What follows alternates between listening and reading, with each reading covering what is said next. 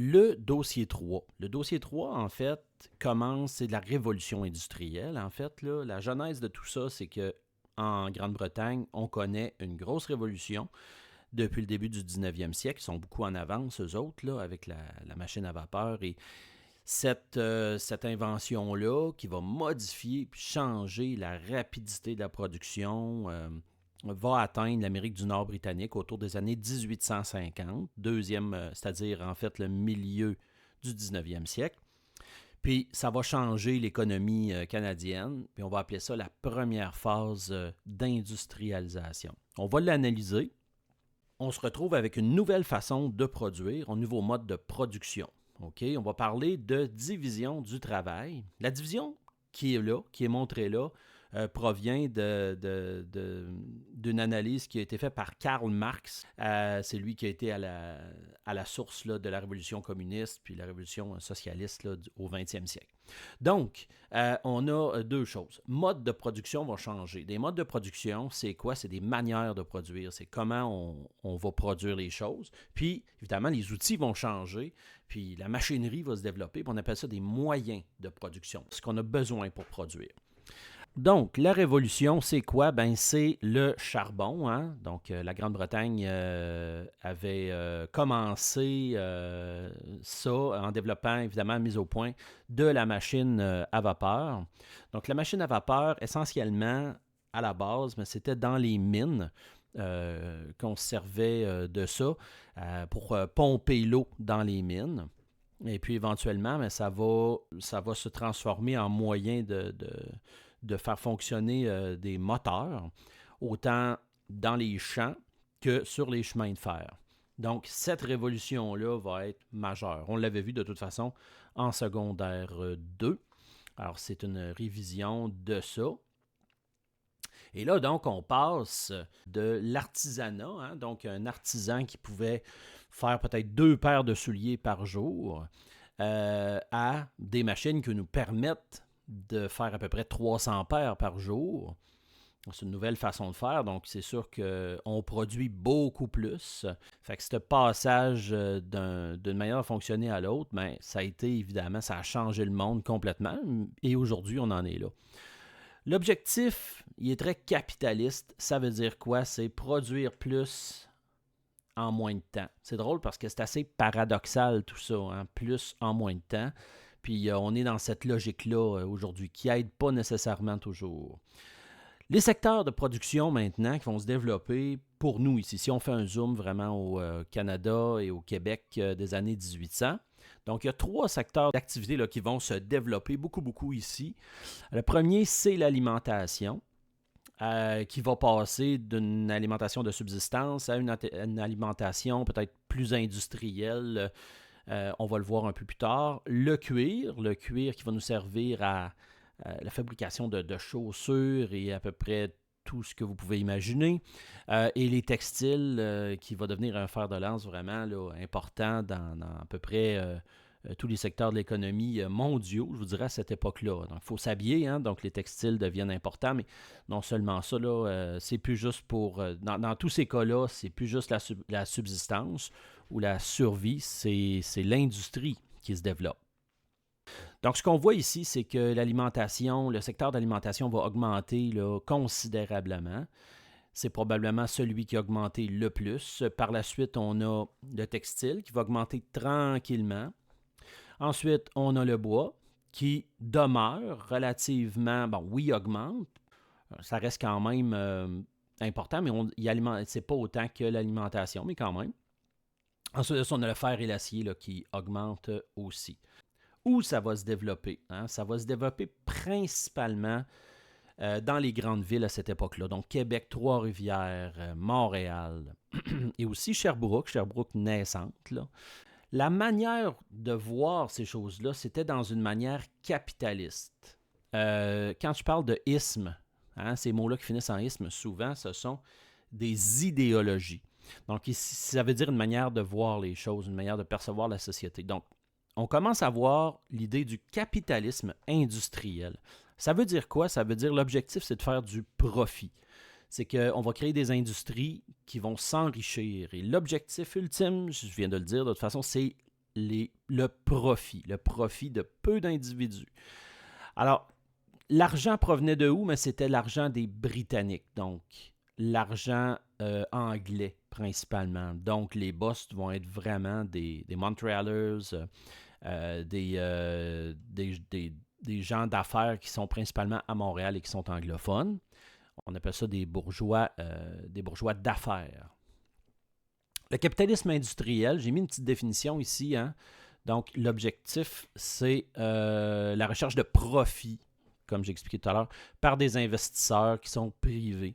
Privé, ça veut dire que c'est des entreprises privées, donc c'est pas le gouvernement. Là. C'est chacune qui a son entreprise. Donc, l'argent provient de gens privés qui décident de le faire et non du gouvernement.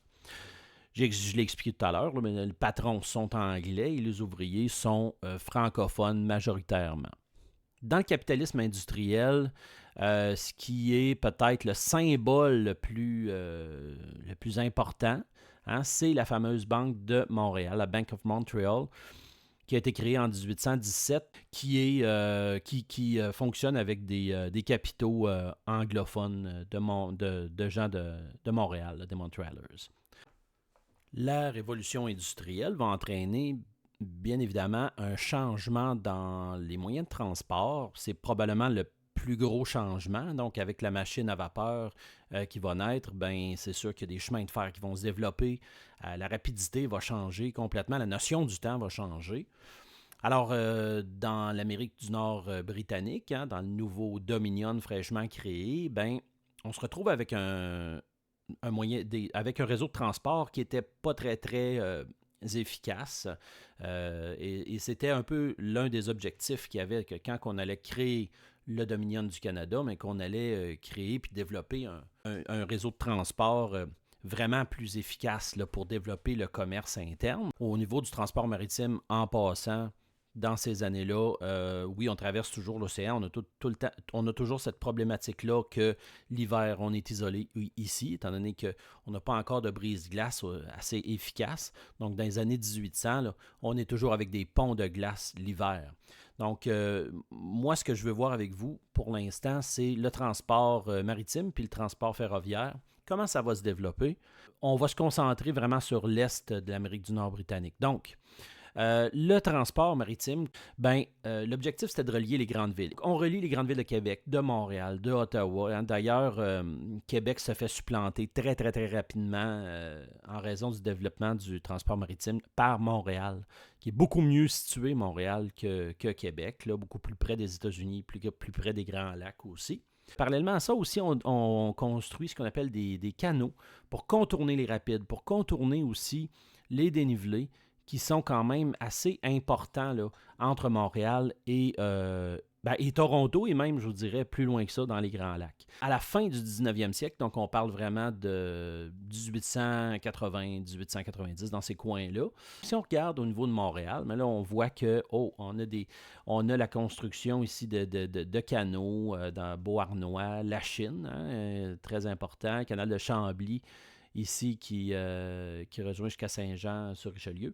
Tous ces petits canaux-là permettent de franchir et d'aller dans le lac Ontario qui est ici pour que les bateaux, ça fonctionne bien. Le fameux canal Rideau aussi qui va se développer, donc qui relie vraiment Ottawa à Kingston, une ville très importante en Ontario. Et on en a d'autres. Qui se développe là, vraiment là, à l'ouest de l'Ontario, qui se renvoie jusque dans la baie Géorgienne et ainsi de suite. On a aussi le fameux canal Welland ici qui relie là, jusqu'au lac Erie. Donc, c'est un développement qui va coûter très, très cher, bien sûr. Là. C'est ça. C'est le départ là, vraiment d'une voie navigable intéressante pour faire circuler les produits. Le transport ferroviaire, au même moment, se développe beaucoup. L'objectif, c'est pour acheminer les matières premières rapidement. Le bateau, son avantage, c'est qu'on peut transporter des choses très, très lourdes sur de très longues distances. Pour ce qui est du train, c'est la rapidité du train. Et d'ailleurs, petit fait comme ça, pourquoi est-ce que les États-Unis ont gagné la guerre de sécession? Pourquoi le Nord a gagné la guerre de sécession? C'est réellement le train, le fait de transporter des armes rapidement d'un endroit à l'autre, de l'usine au champ de bataille. Donc, ça aide énormément à transporter les choses. Donc, revenons au Dominion.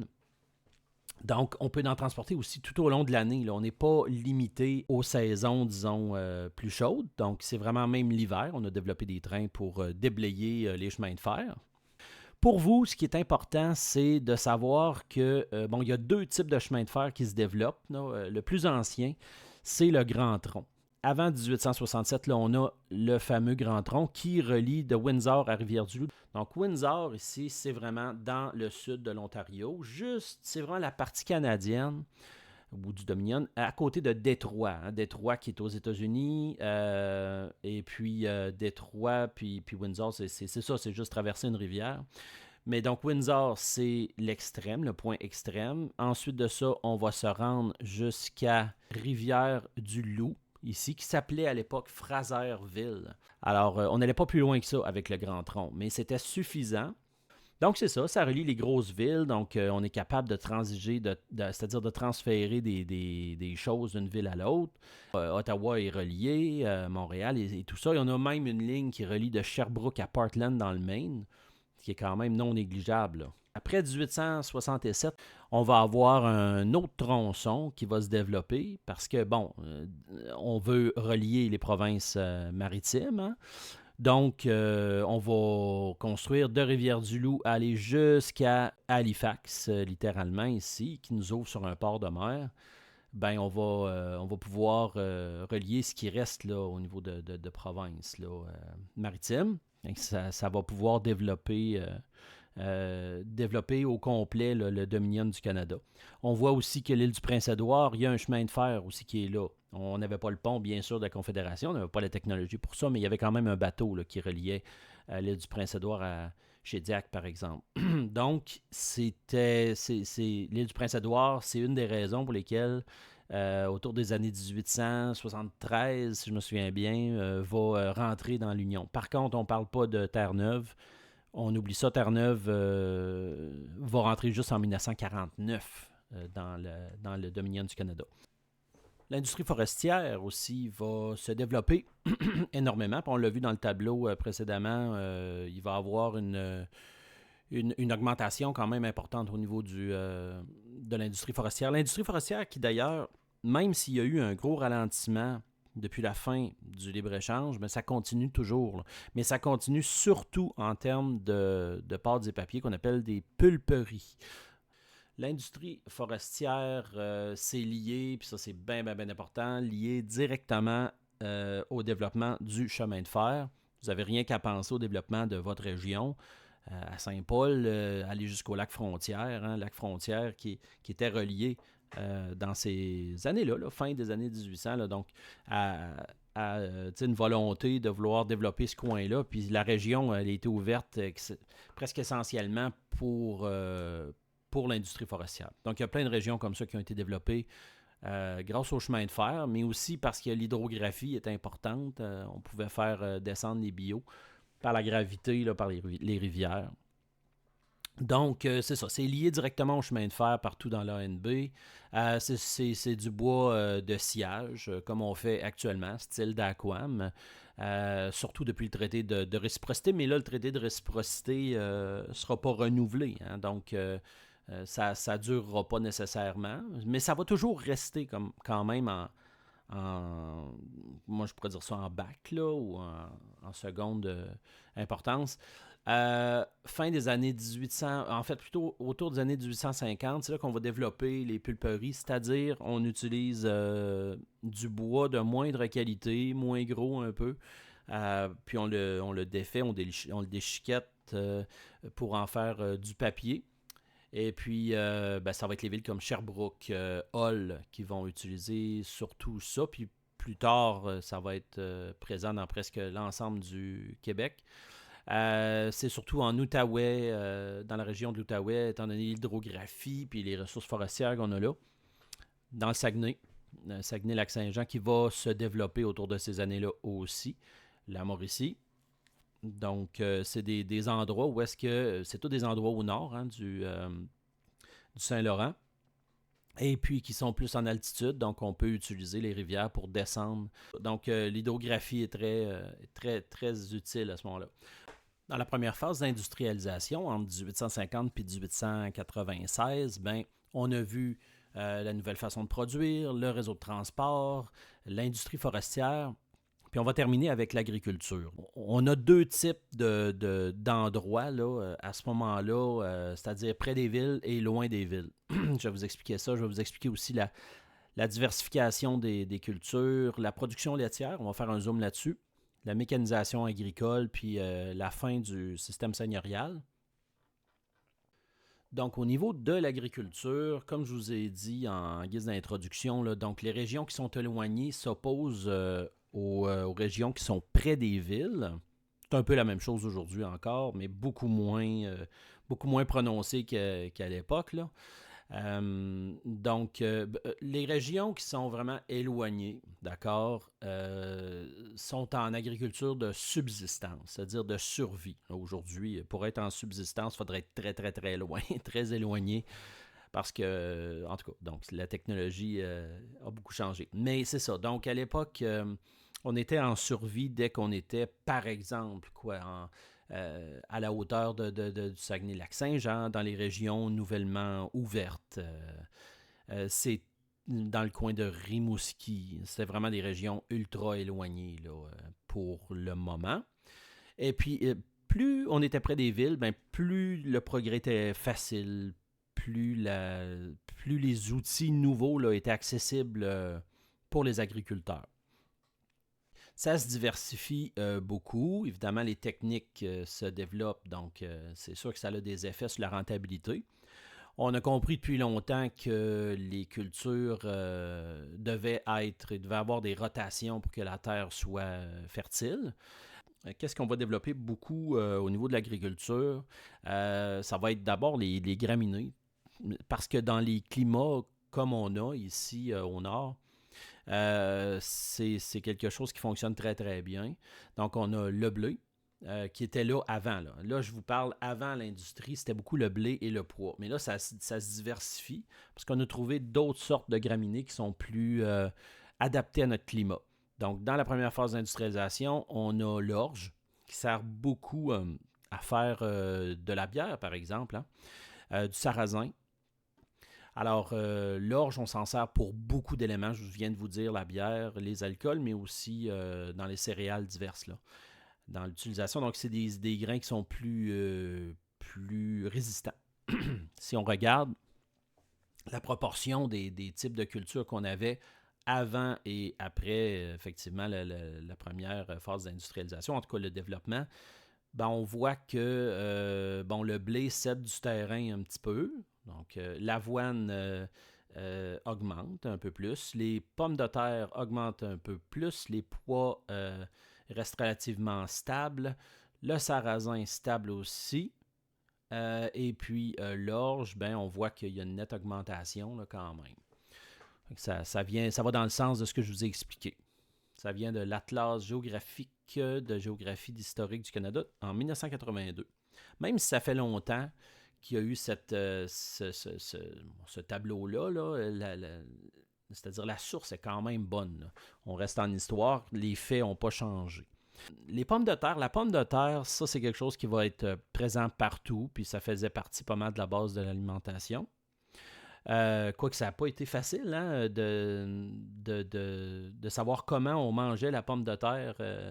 En tout cas, dans les années 1800, ça, je pense qu'il n'y avait pas de problématique. Mais quand c'est arrivé, là, dans les années 1600, 1700, les gens se demandaient comment on cuisine ça finalement, cette pomme de terre-là qui venait de l'Amérique, et puis on donnait ça au cochon. Mais là, on est vraiment dans la base. Là. On utilise beaucoup du lard mélangé avec de la pomme de terre pour faire ce qu'on appelait du chiard. Ça s'appelait comme ça. On a une variété de légumes là, quand même assez typiques. Carottes, donc les concombres, les fèves, par exemple. L'élevage est présent aussi. Ça, il n'y a pas de doute, il n'y a pas de problème. On va surtout se concentrer sur la production laitière ici, comme industrie.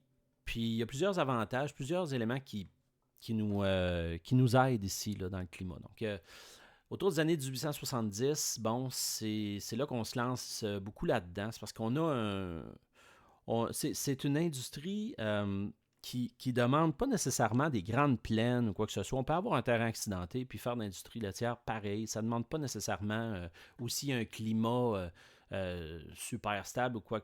Bon, le climat est variable, mais ça ne demande pas un climat précis ou quoi que ce soit. Donc, c'est ça. On n'a pas besoin de beaucoup d'employés pour ça, quoique les familles étaient nombreuses puis pouvaient développer, mais comparé à d'autres entreprises, c'était pas si pire.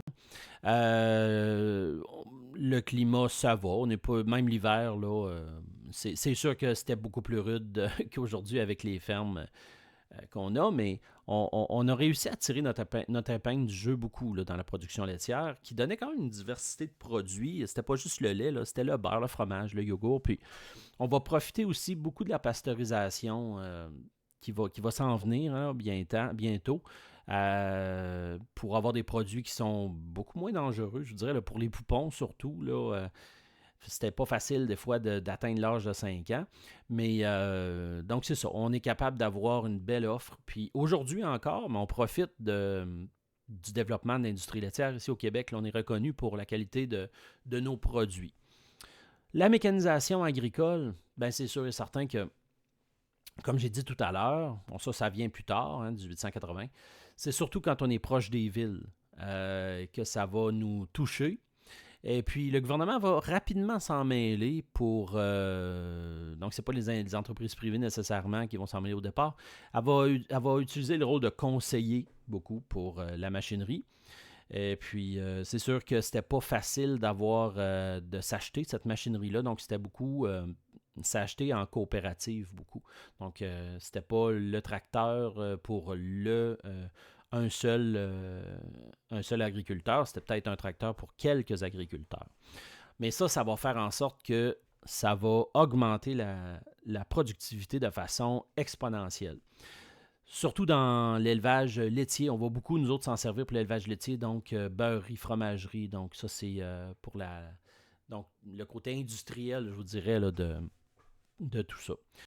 Bon, c'est sûr que la manière de fonctionner francophone des années, je dirais 1600, 1700, début 1700, avant l'arrivée des Anglais, c'était beaucoup le système seigneurial. Le système seigneurial existe toujours autour des années 1850 et puis on commence à le remettre en question quand même parce que, je veux dire, les redevances seigneuriales et tout ça, c'est passé date. Et ce qu'on veut, surtout, c'est avoir des propriétaires de terre. Fait que les premiers propriétaires de terre dans les régions, c'est autour de ces années-là, 1854. Là.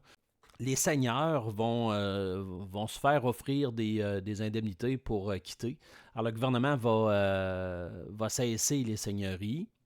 Ça, sous La Fontaine et Cartier, là, qui vont cesser ça. Ils vont faire une loi. Puis ça va compenser les seigneurs. En tout et partout, on avait un 3,5 millions de dollars, l'enveloppe budgétaire là, pour donner à tous ces seigneurs-là une indemnité en disant, ben, écoutez, vous allez avoir de l'argent, là, voici, on vous dédommage, mais maintenant, les terres sont privées, là, on va les vendre. Donc, c'est ça, le but, c'est que les censitaires, qui étaient ceux qui étaient sur les terres, les locataires des terres, ben, ont pu acheter leurs terres dans ces années-là. Fait que les terres deviennent privées. Et puis, il va y avoir aussi, en fait, le gros objectif là-dedans, là, qui était quand même assez gouvernemental, mais c'était de rendre possible, de rendre achetable plusieurs lots de terre pour les pulperies, parce qu'eux autres, ils avaient besoin de terre à bois. Fait qu'il y a beaucoup de terres qui se sont vendues comme ça, que les pulperies ont acheté en masse ces lots-là pour profiter ça va profiter à l'industrie finalement des pâtes et papiers.